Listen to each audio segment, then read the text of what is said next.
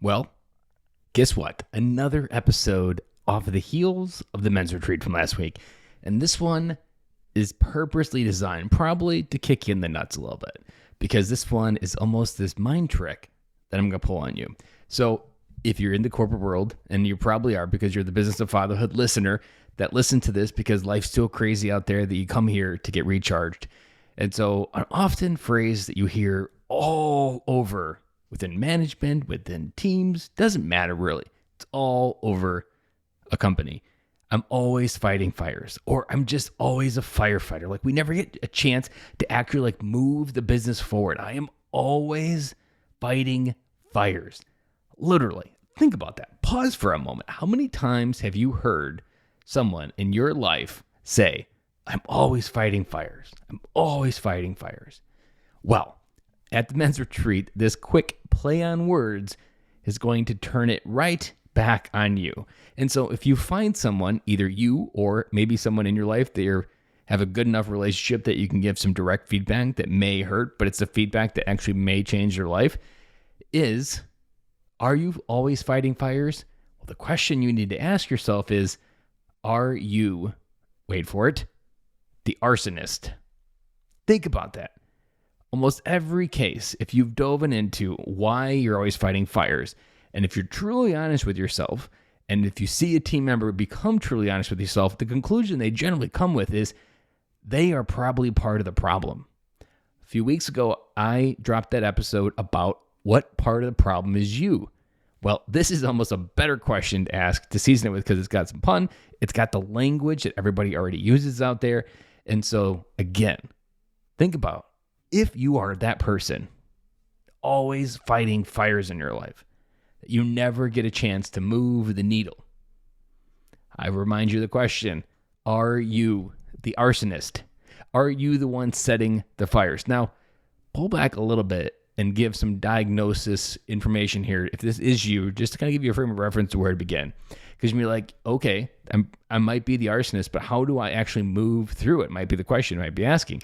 So let's go into it. If you're always fighting fires and you are the arsonist in some some capacity above, say, 50%, most likely the problems come into clear or unclear expectations, poor communication with a team.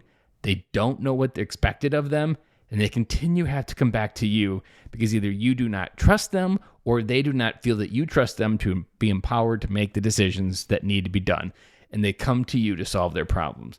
There is also a subconscious idea within all of this is they are not accepting responsibility for their problems, for their career, for what happens within their ecos of their world. Usually that comes from you as the manager have not delegated it, has not trained them, or there is some key component missing for them to be empowered to move it forward on their own. And so if you are the arsonist, you need to look at your leadership, you need to look at your communication, a hard look in the mirror just to see who am I, and am I being a child at work? Do I have childlike tantrums at work? These are things that incite the arsonist to start fires. And they get dressed up as problems, but they start so earlier on in the day, in some cases well before the day even starts. Imagine if you had a bad day or a bad start with your wife or a bad start with the kids, and you go into the office and you are being an immature moment and you just continue to pass on, and because you're having a bad day, everybody's going to have a bad day.